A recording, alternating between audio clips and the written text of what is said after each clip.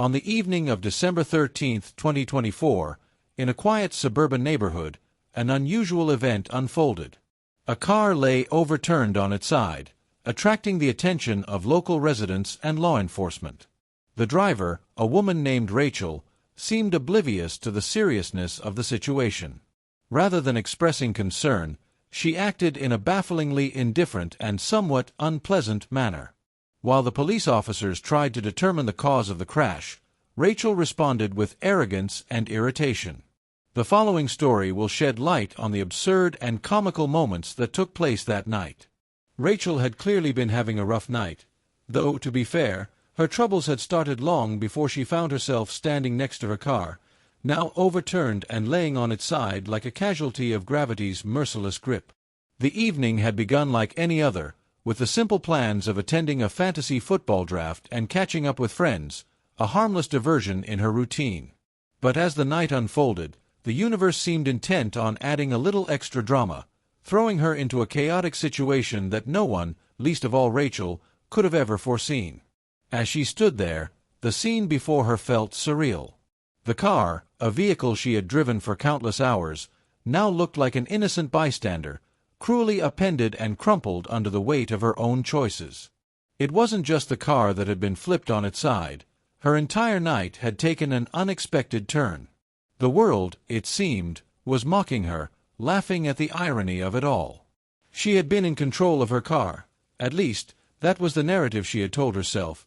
But now, as the cold night air filled her lungs and the flashing lights of the police car painted the scene with an eerie glow, the truth was hard to deny. Her once sturdy confidence had crumbled along with her car, as her dignity lay scattered beneath the wreckage of an accident that could have been avoided. The spotlight, which she had unwittingly found herself thrust into, wasn't the one she had envisioned when she woke up that morning. It wasn't the kind of attention she had hoped for, a round of applause for her clever fantasy football picks or a casual laugh with friends. No, this spotlight was harsh, uncomfortable, and unforgiving. It illuminated every poor decision she had made that night, from the ill-advised cocktail she had insisted was no big deal to the reckless driving that had led to the crash. In that moment, Rachel found herself at the mercy of not just the law, but of her own misplaced arrogance. The car, her once trusted companion, was now a silent testament to the chaos she had invited into her life. She was no longer the confident driver, in control of her destiny, but rather a person facing the stark reality of her choices. The evening had started as a fun escape from the mundane, but it ended with her dignity crushed under the weight of the wreckage, and no one could have predicted how quickly her sense of self had been shattered. As the officer approached the scene, the first thing that struck him was the unsettling image of the overturned vehicle, its form twisted and broken in a way that seemed almost surreal in the peaceful suburban neighborhood. The soft glow of streetlights illuminated the car's damaged frame, casting eerie shadows across the asphalt. What had once been a symbol of mobility and freedom now lay crumpled and defeated on its side, as if it had rebelled against its very purpose. The tires, once firmly planted on the road, were now pointed in every direction but the one they had been designed to follow, as though mocking the laws of physics and the idea of a controlled journey. The vehicle, which moments earlier had promised an uneventful ride, now appeared to embody the chaos that Rachel, in her obliviousness, had somehow invited into the night. It wasn't just the damage that was jarring, but the sheer randomness of it all, the way the car seemed to defy reason, twisting and flipping in a manner that left no explanation in its wake. For a brief moment, the officer couldn't help but wonder how something so simple, like driving down a quiet street, could escalate into something so violent, so disruptive. The sight of the car was like a physical manifestation of disorder, a stark contrast to the tranquility of the neighborhood, where the only sounds should have been the distant hum of suburban life. As he stepped out of his patrol car, the officer's gaze shifted to Rachel.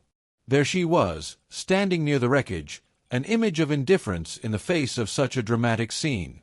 It was as if the chaos of the night had never truly reached her.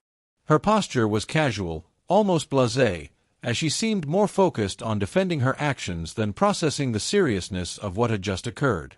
The car, an innocent bystander in this bizarre tale, had become an unwilling accomplice in her reckless adventure, now bearing the scars of her carelessness.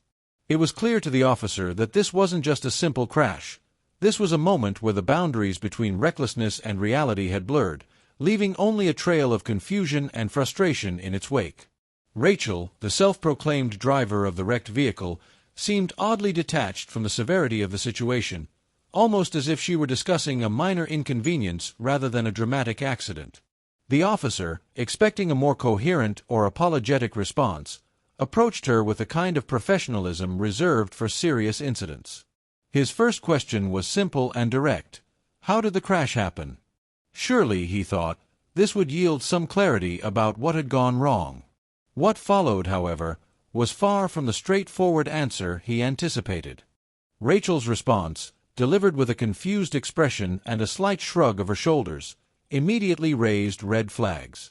It was as if the very question itself had caught her off guard, as if she hadn't yet processed the chaos surrounding her. Her bewilderment wasn't just about the accident. It was about the idea that someone might ask for an explanation of something she didn't seem to consider important. She stared at the officer, a look of confusion spread across her face, before speaking in a tone that conveyed uncertainty and detachment. "I don't know," she muttered, as if trying to piece together a jigsaw puzzle from memory. The officer could hardly believe what he was hearing. Here was a woman who, despite clearly being the driver, seemed to have no recollection of how her car ended up flipped on its side. Her words suggested a complete disconnect from the gravity of the situation, as if she had been caught in a whirlwind of confusion rather than being responsible for a crash. It was a surreal moment. Rachel, instead of taking responsibility or showing remorse, was acting as though the accident had occurred to someone else entirely. Her demeanor didn't help matters either. It wasn't just that she was unsure. It was the fact that she almost appeared irritated by the officer's line of questioning. The nonchalance with which she dismissed the seriousness of the crash added an extra layer of frustration to the already tense atmosphere. The officer, no stranger to handling tense and even dangerous situations, was now dealing with a person who was more focused on her own bewilderment than the potential consequences of her actions. As Rachel continued to fumble for answers, the officer's patience began to wear thin, knowing full well that the situation was not only dangerous but also potentially criminal. However, Rachel's inability or unwillingness to process the severity of her own actions would only continue to complicate matters further. "I was just driving down the road, officer," Rachel said, her tone as casual as if she were recounting a minor mishap at the grocery store, and then, "I flipped it. Obviously, that's what happened." Her words seemed to float into the air, carrying with them an eerie sense of nonchalance that bordered on the absurd. It was as if she expected the officer to nod in agreement and move on, as if flipping a car was no more complicated than accidentally tripping over a curb. The sheer disconnection from reality in her voice made it clear that she viewed the entire incident not as a serious, life-threatening crash, but as some inexplicable glitch in the universe that she simply couldn't be bothered to explain further. Her attempt at an explanation was less about providing clarity and more about conveying a sense of bewilderment, almost as if she herself was struggling to recall the specifics of the event. The more she spoke, the more it became apparent that she was treating the accident like a minor inconvenience, like a gust of wind that had unexpectedly tipped over her parked car or a brief, inconsequential twist of fate. There was no sense of responsibility, no acknowledgement of the potential consequences, just an overwhelming air of dismissal, as though she didn't even understand why anyone would be concerned. Rachel's lack of self-awareness was staggering. She spoke with a flippancy that felt almost surreal, as though she didn't grasp the gravity of the situation. To her, flipping a car seemed as ordinary as spilling a drink or misplacing her keys, something that simply happened without explanation, as if she had no control over it whatsoever. Her reaction was like a character from a forgettable TV show, in which the protagonist, bewildered by a bizarre turn of events, simply shrugs and moves on. But here, in real life, the consequences of her actions were anything but trivial. Yet Rachel acted as though the accident was an absurd plot twist in a sitcom, one that she was only partially aware of, but not particularly concerned about. The absurdity of her response was further amplified by her expression, a blend of confusion and a touch of annoyance, as if she were being inconvenienced by having to deal with the aftermath of something that wasn't really her fault. As the officer continued to probe for answers, Rachel's detached attitude stood in stark contrast to the seriousness of the situation. Her inability to recognize the gravity of the crash, combined with her dismissive attitude, made it clear that, to her, the whole incident was more of a nuisance than a major event. In that moment, it was glaringly obvious that Rachel wasn't fully grasping the gravity of the situation. Her demeanor, seemingly unaffected by the accident, radiated a level of nonchalance that bordered on absurdity. While most people would be in shock, distressed by the sight of a flipped car and the potential consequences of their actions, Rachel acted as though she had just misplaced her keys. The way she responded to the officer's questions was baffling, dismissive, and almost rehearsed, as if she expected the officer to simply nod along, understanding that this was all just a minor inconvenience, a little blip in her otherwise perfect evening. She talked as if the accident were a simple misunderstanding between two old friends, an issue to be swept under the rug with a casual wave of the hand. But the officer's expression told a very different story. Gone was the initial sympathy, replaced by the unmistakable look of someone who had quickly realized that he was no longer dealing with an innocent party caught in a bad situation. He wasn't simply talking to a person who was confused or shaken. He was facing someone whose perception of the event was not only detached from the seriousness of the situation, but also from the fundamental understanding of responsibility itself. It became clear that Rachel's response to the accident, coupled with her blatant disregard for the officer's questions, revealed a deeper issue. Her relationship with reality, as well as with personal accountability, was as shaky as the car she had just flipped. Instead of the remorse or acknowledgement that one might expect after such a dramatic turn of events, Rachel's attitude suggested that the consequences of her actions hadn't even registered on her radar. When the officer continued to question Rachel, she confidently revealed that she had just left a fantasy football draft, a seemingly harmless event that no one would have expected to lead to such a notorious crash. The officer, with his experience and sharp instincts, began to suspect there was an important element missing from the story and decided to ask, "Have you been drinking?"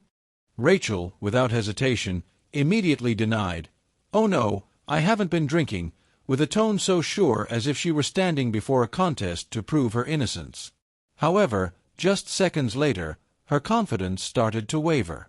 She lowered her head and smiled, then admitted, "Well, I had a 4% alcohol cocktail, but it's basically water."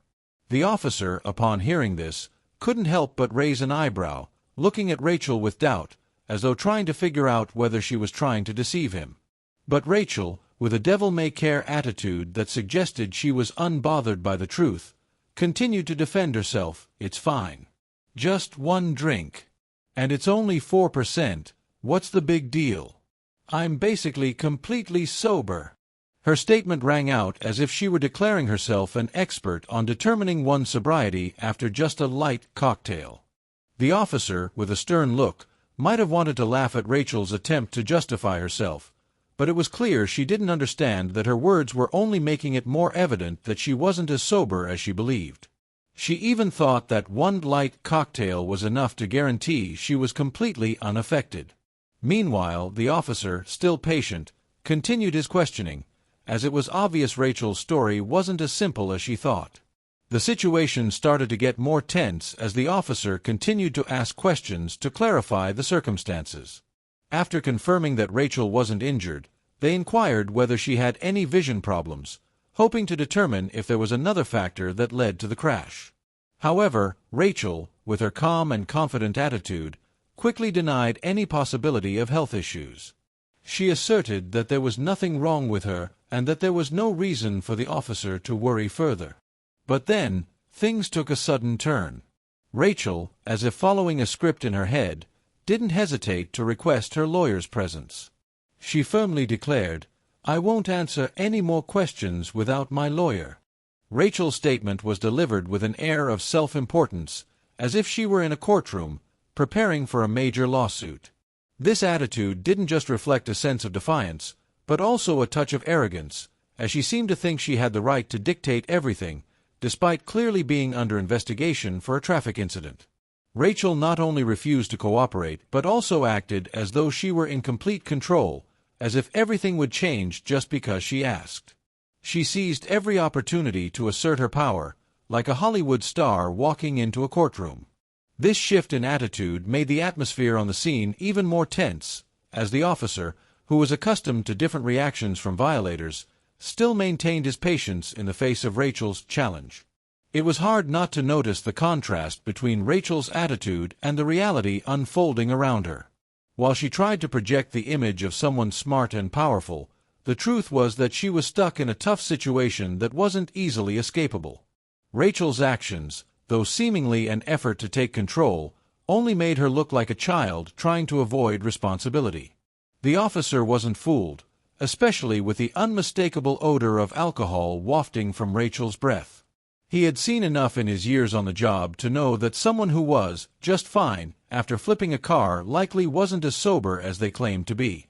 With a calm but firm demeanor, he suggested she perform a field sobriety test. After all, it was standard procedure to assess whether she was driving under the influence. However, Rachel, who had already begun to show signs of frustration, reacted as if she were being asked to solve a math problem in the middle of a tantrum.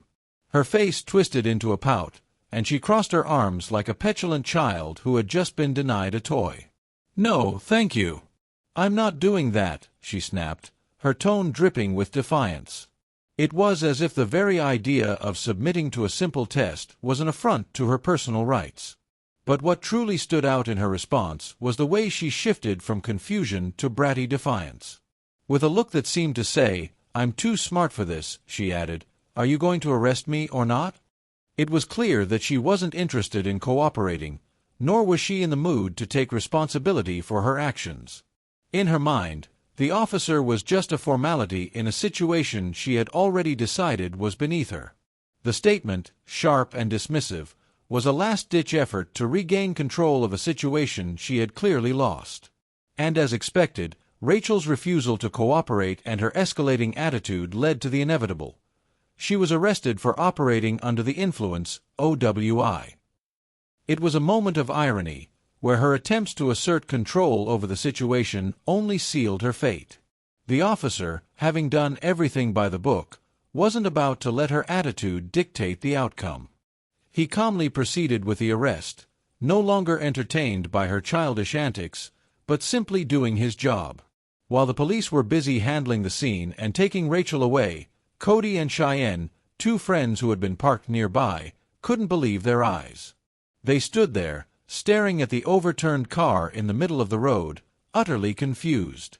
Cody, who appeared to be the more inquisitive of the pair, was struggling to make sense of what had happened.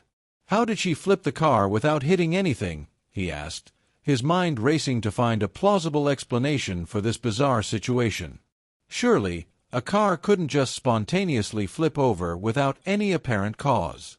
He looked around, trying to analyze if another vehicle or some kind of obstacle had caused Rachel to lose control, but there was nothing.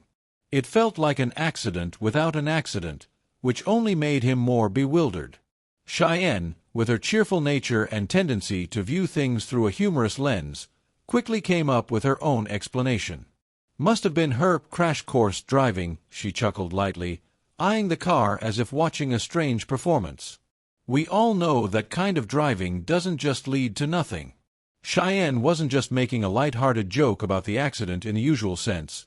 She was adding a layer of sarcasm, framing the whole event as a live demonstration of Rachel's questionable driving skills. For Cheyenne, this was a prime example of the dangers of driving without a clue but still having the audacity to hit the road. And Rachel, perhaps unwittingly, had become the perfect student in a dangerously absurd driving class. Both Cody and Cheyenne found the situation perplexing, but they couldn't help but laugh at the unexpected absurdity of the crash.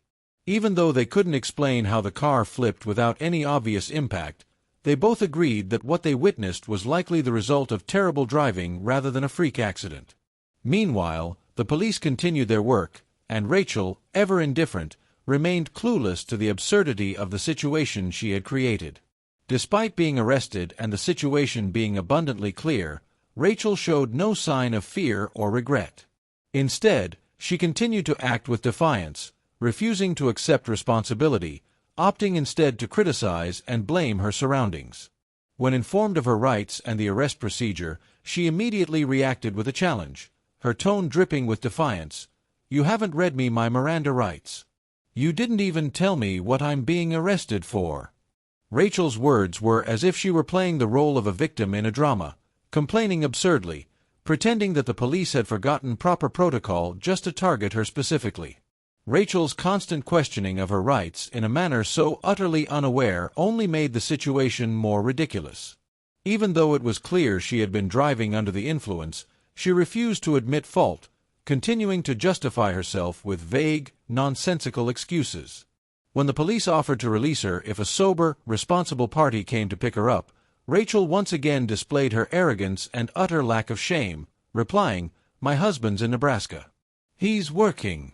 What do you want me to do? Call my imaginary friend." Her response wasn't just a refusal of responsibility, it was laced with sarcasm, as if the officers were asking for something unreasonable. Rachel's denial of everything that had happened and her offering of absurd justifications only made the situation more ironic. Not only was she refusing to cooperate with the police, but she was also avoiding the reality of her dangerous driving. It seemed that, in Rachel's mind, everything could be explained away by blaming others or external circumstances, rather than accepting her own responsibility. Her words, though somewhat humorous, were a clear testament to her arrogance, lack of responsibility, and disregard for the laws she was now facing. In the end, Rachel remained stubborn and refused to acknowledge any mistakes, even though everything pointed to her being the cause of the accident. She maintained her defiant attitude, seemingly unaffected by the consequences.